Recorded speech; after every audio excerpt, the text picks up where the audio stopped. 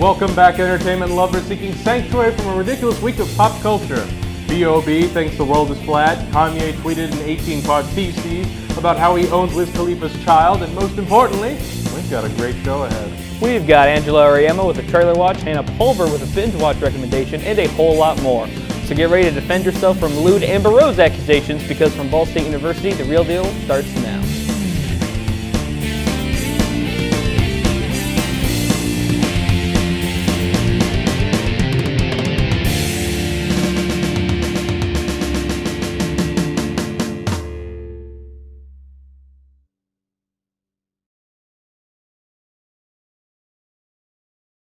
Hello and welcome to The Real Deal, Ball State's one and only entertainment news show. I'm Aiden Hall. And I'm Logan Sowash, sitting in for Sonny Clark. As many have noticed, this has been an incredible week in entertainment. Here to cover some recent Hollywood headlines is Tina Maric. Tina?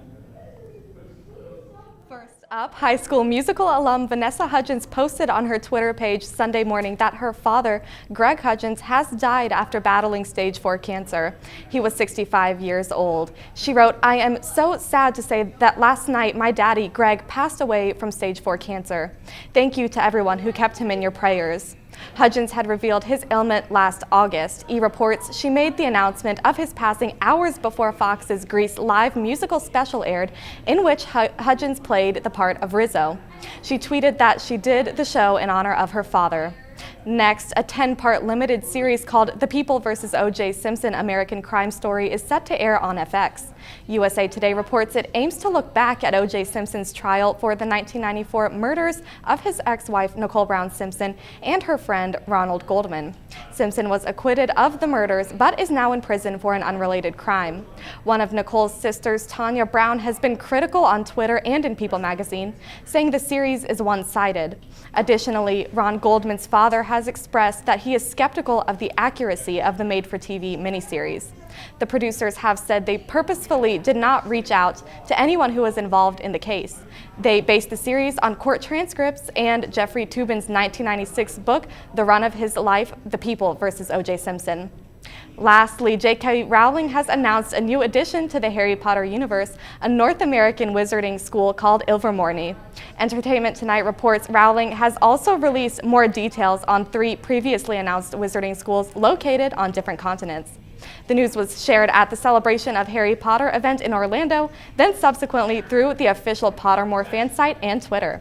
Rowling hasn't filled in any details about Ilvermorny yet. All that is known is, judging by its position on the map, it appears to be located somewhere on the east coast of the United States. That's all for your Hollywood headlines. I'm Tina Maric. Thank you, Tina. Sounds like there's a whole lot going on in the entertainment industry. So much so, in fact, that we couldn't cover everything in just one segment. Here to cover some more recent stories in the realm of TV is Whitney Perry. Whitney? To all you Gilmore Girls fans, get ready for the Gilmore Girls revival. The show will be a 4-part mini-series that will be on Netflix. The stars Lauren Graham and Alexis Bledel will reprise their roles as the most wonderful mother-daughter duo. The show will feature several new characters.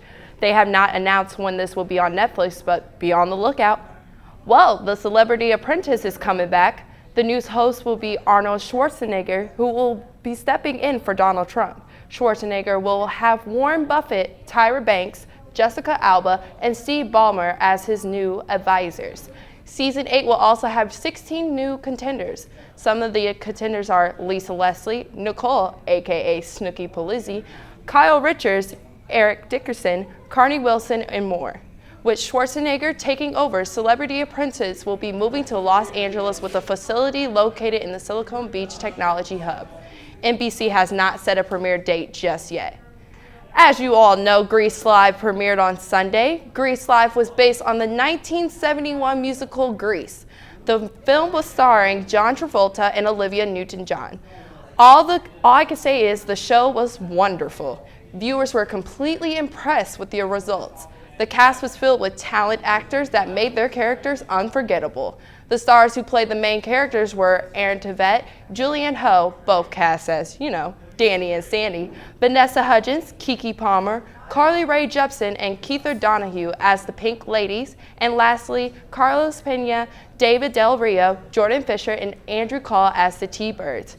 Viewing on Twitter, fans were excited about the musical. Fans could not keep their eyes off their screen. Hashtag Grease Live was non-stop trending. One fan tweeted, "It's been 2 hours and I'm not over how amazing Grease Live was." Another fan tweeted, "Grease Live was absolutely magnificent. Had a freaking blast, incredible performance." Even celebrities were a big fan of the production. Viewers were so happy that the show turned out as a complete success. I took the time to watch the musical myself, and I myself was completely blown away. The music and the dancing made me want to get up and dance. The actors were incredible. What caught my attention that I love was Didi Khan, who was the original Frenchie, played Vive, and have a moment with the new Frenchie. The show was spectacular, and I recommend to viewers who have not seen the production to take the time and watch the show. I'm Whitney Perry, and until next time. Thank you, Whitney. Hey, what you doing there, Aiden? Oh, just putting out a tweet about how much I love working on the show. The tweet goes, "We at The Real Deal make great episodes," like BAM! Now be careful not to get into a Twitter war. You know me, do I seem like the type to get into a wacky episode-long situation? Now that I think about it, it's happened a few times. Well, whatever the case may be, we've got a great episode ahead with Rob White giving us a music minute, Hannah Pulver telling us what we ought to be binging, and a whole lot more. Stick around. Damn, we got ourselves a deal. Now why you want to go and do that?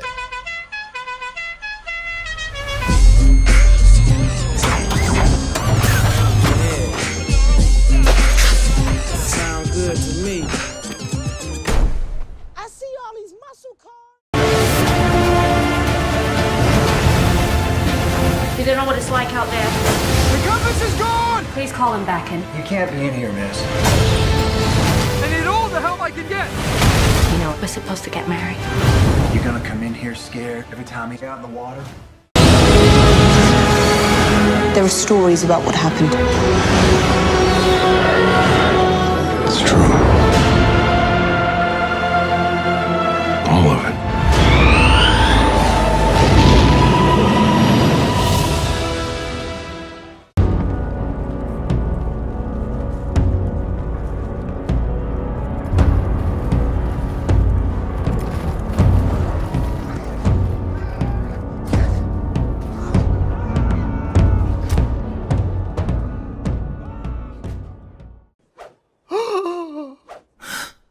You lost your son? Yes. Many years ago. I lost my father. I'm very sorry. Thank you. Well, Welcome back to the show. As predicted, Aiden got himself in a bit of a situation. Who are you tweeting at, Aiden? You've been silent all commercial break. Emerald Lagasse. What? Emerald? Well, I used the word BAM in my tweet, and he caught wind and is accusing me of stealing his bit, so naturally I replied, "You don't own the word BAM, BAM, BAM." That was shooting down your argument. Well, good luck with that. Thanks, I'm willing to fight for this longer than B.O.B. ranted about the earth being flat. Or about 12 minutes. Hush. Anyways, with such incredible content on Netflix, people don't know where to turn for the best stuff the service offers. Here to give a binge recommendation is Hannah Pulver. Hannah? We've finally reached the second month of the new year, and for many of us that either means you have to choose to continue on the path of our resolutions or decide to give up on them. But I'm here to tell you to keep pushing forward. I've also got some great advice. If you feel the need to binge eat or drink, skip it and binge watch Vampire Diaries instead. Say goodbye to the dilemma of Team Edward or Jacob and say hello to love triangles. With 6 seasons and counting, Vampire Diaries will take you on a journey through action and romance that is compared to no other. The more you watch, the more you uncover, and the more you uncover, the more you want to uncover even more. It's a never-ending cycle until the latest episode. To put it in basics, a young gal by the name of Alana Gilbert is just living her life in a small town. She just lost her parents in a car wreck, and somehow she was the one who survived. Little does she know that her life is about to be turned upside down when a vampire by the name of Stefan Salvatore enrolls at her high school. Let's just say that if Stefan were on the menu at McDonald's, we'd call him a McHottie. So of course, Elena finds herself enamored by his beautiful man, and the beautiful man is interested in her. And I'll just leave it at that. Let's just say that the vampire life kinda sucks. Before I make the show seem too simple, I must add that there is way more to the show than just romance and relationships. Matter of fact, the action can get out of hand sometimes, and the twists are totally insane, which is what makes the show so fun to watch for massive chunks of time. Also, a little secret, there's an episode that we should all consider very special to each and every one of us here at Ball State. A character in the show is stuck in an alternate realm, and let's just say that when her rescue team arrives, she finds herself in the wonderful city of Muncie, Indiana. Hashtag chirp chirp, am I right? And for all my ladies out there, if you're anything like me, this show will keep you entranced by the beautiful faces and jawlines of all the actors. And for the fellas, don't worry, because you can admit you like this show too. There's always some sort of action going down, and the romance on the side makes it more interesting than a retirement fund. Vampire Diaries is far more interesting than any old plain diary, and because of that, I recommend watching the show by the season. If you feel like sleeping, I say skip it and watch Vampire Diaries. You feel like going for a walk? I say take a selfie stick and play Vampire Diaries on the hike. There's always a good time for the Vampire Diaries. Until next time, I'm Hannah Pulver. Thanks, Hannah. Sounds like Vampire Diaries gets as spicy as Emerald's Essence, which I just tweeted tastes like garbage. Good luck with that. Anyways, TV and film isn't the only place where everything's going on. Here to cover some music news in this week's Music Minute is Rob White. Rob? For all you Kanye West fans who are patiently waiting for his forthcoming album Waves, originally named Swish, you now have a reason to start celebrating because the project is right around the corner. The rapper announced a release date last month via his Twitter account, simply reading Swish, February 11, 16. Kanye also shared the full track list as proof of the album's completion. The list includes some new songs, but also some familiar ones already released, such as Fade and Wolves, which the artist previewed during both of his New York Fashion Week presentations. Other familiar tracks, such as Real Friends and No More Parties in LA, were also included on the list. As for confirmed collaborators on the project, Kanye has enlisted big names like Kendrick Lamar, Vic Mensa, Ty Dolla $ign, Travis Scott, Sia, and Mike Dean. Other artists who are rumored to be on the project as well include Drake, The Weeknd, French Montana, and a handful of others. Even though it's not fully confirmed, it is rumored that he will premiere his album in full during his presentation of his Yeezy Season 3 for New York Fashion Week at Madison Square Garden. Kanye will also be performing on Saturday Night Live on February 13th. This will serve as the rapper's 7th appearance on SNL. Also, actress Melissa McCarthy will serve as the host for the night. There's no telling what Mr. West has up his sleeve for this project, but after a year-long build-up and bone-crushing anticipation, Waves is definitely an album to look forward to.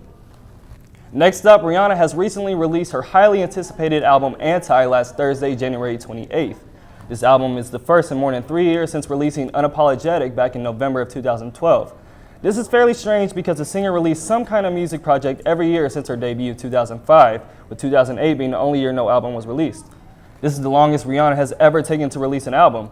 Even though she took such a long time to drop the project, she has released some singles such as 4 or 5 Seconds and American Oxygen, which surprisingly do not end up on this album. This project was debuted exclusively on the streaming website Tidal and was released on iTunes over the next couple of days. According to Tidal, Anti received over 13 million streams in a span of only 14 hours and officially went platinum by the Recording Industry Association of America in less than 48 hours. Rihanna then took to her social media to thank her fans by posting the news on her Instagram and Twitter, simply tweeting, "Thank you, Navy, Anti is platinum," in all caps. That's all I have for this episode's Music Minute. I'm Rob White, and I will catch you guys next time. Thanks, Rob. Sure sounds like Kanye's making waves in the music industry, huh? That line was written for Aiden, but he continues to fall down the rabbit hole of this ridiculous Emerald feud. I'm trying to throw him off by tweeting compliments. How does this sound? Hashtag Emerald wears cool chef pants. Yeah, it's ridiculous. Excellent. I'll tweet that right out. Stick around. We've got Brandon Kokrotsky with a review, Angela Ariema with the trailer watch, and a whole lot more.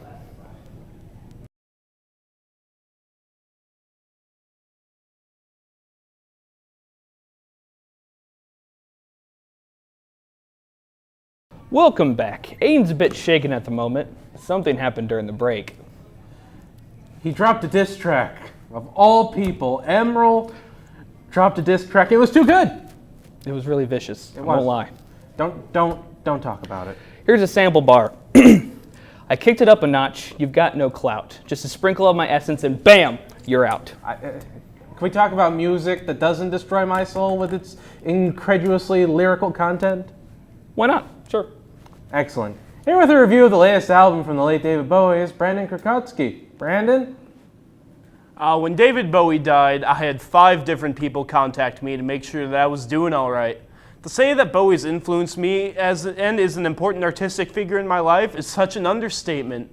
He perhaps is my 3rd favorite all-time producer of music behind Brian Wilson and Kanye West. When he was in his prime, Bowie created classic album after classic album. No one had a 70s like Bowie did. Though he might have, fallen off in the 80s and 90s, his golden era of music created albums and songs that have permanent residence in the hallowed halls of essential pop and rock music. Everything he touched was immortal, from the piano rock of Hunky Dory, which is my personal favorite of his albums, to the cocaine-fueled Station to Station, to Ziggy Stardust and his Spiders from Mars visiting us earthly beings, to the legendary Berlin Trilogy. Bowie has an incredible legacy in the music world. Fortunately, days before he died, he was able to add one more masterpiece to that legacy, the incredible Black Star, which will surely stand as one of the best records of 2016. Only about 2 or 3 records coming out this year, to my knowledge, truly have the potential to beat it for the Album of the Year slot, but it's hard to imagine how. Let's start right at the top of the album, the spacey, gonzo, 10-minute title track of this thing. What starts as a Gregorian chant by way of Major Tom and Fusion period Miles Davis slowly builds to a beautiful, mammoth, brooding, glamorous stomp of a middle section where David Bowie croons somewhat mysteriously and ominously about how something happened on the day he died, and how we'll have to take our passport and our shoes with us. It's truly a chilling number that not only demands attention but takes it by force. The song Lazarus, about him facing his death with fear, yet accepting it as something beautiful, is a little more subdued, but carries on the motif of ominous mysteriousness. Another album highlight is the jazz freakout of Sue. A swirling, hard-moving instrumentation roars as Bowie howls at the top of his lungs about a woman who left him for another man. This is the song that reminds me the most that, wow, this 69-year-old man had some frickin' pipes before he left us. Never has heartbreak sounded so confused, chaotic, and free jazzish. Dollar Days may be the most directly depressing and heartbreaking song on the whole record. Popular legend surrounding the recording of the album is that Bowie knew that he was dying, and this record was meant to be a final goodbye of sorts to his fans. Nowhere is this more clear than this song, with Bowie moaning, "If I never see the English evergreen I'm running to, it's nothing to me," and "I'm dying too, T-O-O. The instrumentation sounds as if the Smiths and Dark Side of the Moon era Floyd happened to cross paths one London afternoon, creating the grandest sounding misery Bowie's ever put out. It's my favorite song on the record, and, necessary listening for any ears mourning the loss of Bowie. Lord knows I was in tears when I listened to it the first time after he passed. It was the first song I went to. The album ends with the heartbreaking, driving into the sunset tone of I Can't Give Everything Away. It's a truly sad and sweet number, with 90s-style synths and a harmonica sample from A New Career in Town from Bowie's legendary Low peppering the soundscape, as Bowie's gentle, assured, compelling vocals help send off his career and life beautifully. There's a lyric on the song Girl Loves Me that I'll paraphrase to Where Did Monday Go? Coincidentally, the first day Bowie didn't live to see was a Monday. He died on a Sunday night. And I think that lyric echoes how many fans felt. It felt like something was torn from us, and we were lost. Fortunately, we were lucky enough to be given the goodbye gift of Black Star, an incredible record that I'm giving 5 out of 5 stars. Even if Bowie hadn't died after this album's release, it would have been a 5 out of 5 in my books. The music is completely excellent on all fronts. However, with the added context, it gives much more of what we're presented a whole new meaning and purpose, and that creates a heartbreaking, incredible piece that all music fans should listen to. It's dense, it's challenging, and at times difficult to sit through without getting emotional. But man, is it worth it. It was all right, and the song will go on forever. Thanks, Bowie. Until next time, Brandon Krakowski. Thank you, Brandon. Sounds like music lovers were given a fairly bittersweet treat. A little less bittersweet is how many films moviegoers have to look forward to this year. Here with this week's edition of Trailer Watch is Angelo Ariema. Angelo? With 1 month 2016 down the drain, we're starting to get a clearer picture of what this year has to offer. Throughout the last month or so, we have seen some massive trailers for some exciting upcoming films. And to play catch-up, I will break down arguably the most notable 3. And when using the word notable, there's no better place to start off than Fantastic Beasts and Where to Find Them. For the first time since 2011, we are getting another true-to-form film adaptation to the Harry Potter series. Granted, it isn't a sequel per se, or involving the characters we know and love, but the idea of more stories in this well-crafted universe is something worthy of getting excited for. J.K. Rowling created something, excuse the pun, magical with her previous series. The setting, the tone, it's all back here, and very worthy of spiking every Potter fan's interest. The tease of a Ministry of Magic in good old America, alongside of Eddie Redmayne at the helm, makes for one of the most exciting films of 2016. Secondly, another trailer to recently break the interwebs is the Suicide Squad's second trailer, which indeed plays a huge improvement over the first one. This time, rather than a dark and gritty, somber-like tone, they played up a fun, upbeat atmosphere that goes a lot better with the material at hand. The use of Bohemian Rhapsody fit perfectly amongst the chaos, and overall, the film comes off as a lot more of a roller coaster type thrill ride, rather than a dark and gritty Dark Knight wannabe. If keeping with this sense of fun and humor, DC might actually knock this one out of the park, but then again, we'll have to wait and see to be sure. Lastly, one of the most unique trailers I've ever seen, 10 Cloverfield Lane shocked a ton of people, myself included, when revealing another installment to the Cloverfield franchise only 2 months before the film releases. The trailer nails the claustrophobic, uneasy feel to it, and outside of the content itself, I love the idea of revealing a film so close to its release. Frankly, this builds so much more excitement than it would have if we had known about the film a year prior to its release. This is quintessential J.J. Abrams, and given that it's only over a month away, you can be sure that 10 Cloverfield Lane will definitely be at least one of the most unique films of 2016. Whether or not it is a true Cloverfield film or just one trying to grab attention by including the famous title in its name is yet to be seen, but thankfully, we won't have to wait too long to find out. And with that, this has been your very first trailer watch of 2016. I'm Angelo Oriema. Thank you, Angelo. Sounds like we've got a bright future for moviegoers. And I have my bright future with Emeril Lagasse. Oh, congratulations for ending your feud. What can I say? When the beef started, it was very raw, but after arguing with the celebrity chef for a while, I feel like the beef is well done. Of course it is. Stay around for our final word.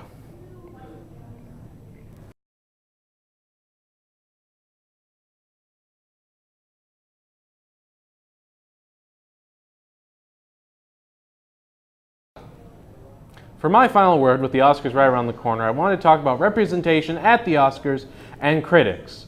With the #OscarsSoWhite hashtag circling around the internet, it's hard not to take notice of the lack of diversity being recognized as one of the highest rewards, which is honestly baffling.